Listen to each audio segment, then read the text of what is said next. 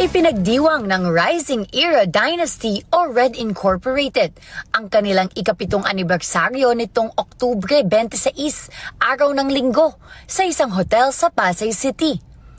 Dinaluhan ito ng mahigit 350 brand partners mula sa iba't ibang lugar sa Pilipinas at iba't ibang bansa tulad ng Isabela, Ozamis, General Santos, Metro Manila, Hong Kong at Africa.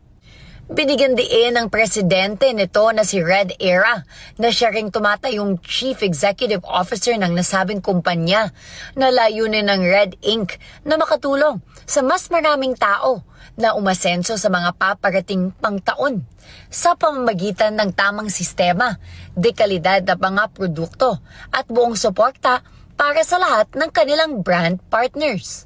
Redding is a company that helps a lot of people, to become not only healthy but also wealthy. Our main product is about agriculture and livestock. So we help our farmers and local growers to make sure that the farmers will have a very good crops, and not only that, it's an organic, so that everybody will be healthy. Habang patuloy na umuunlad ang mga sektor ng kalusugan at agrikultura, nananatili ang kanilang advokasya na para sa organic. Para sa Red, maaaring magsabay ang paglago ng negosyo at panlipunang pananagutan na lumilikha ng alon ng positibong epekto, hindi lamang para sa mga Pilipino, kundi para na rin sa mga tao sa buong mundo.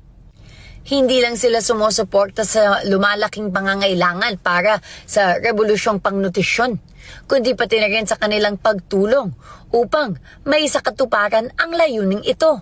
Ang ibalik, paunlarin at ipagtanggol ang hangarin ng tao tungo sa kasaganaan at kaunlaran. There will be a lot of upcoming products in 2026. In our pipeline, there will be barley, there will be additional organic agriculture products and livestock as well. Mapapanood ang panayam ng mga tagapangunan ng Red Inc. sa Open for Business ngayong linggo sa ganap na 9:00 ng gabi. Gian Alianes para sa Mata ng Agila.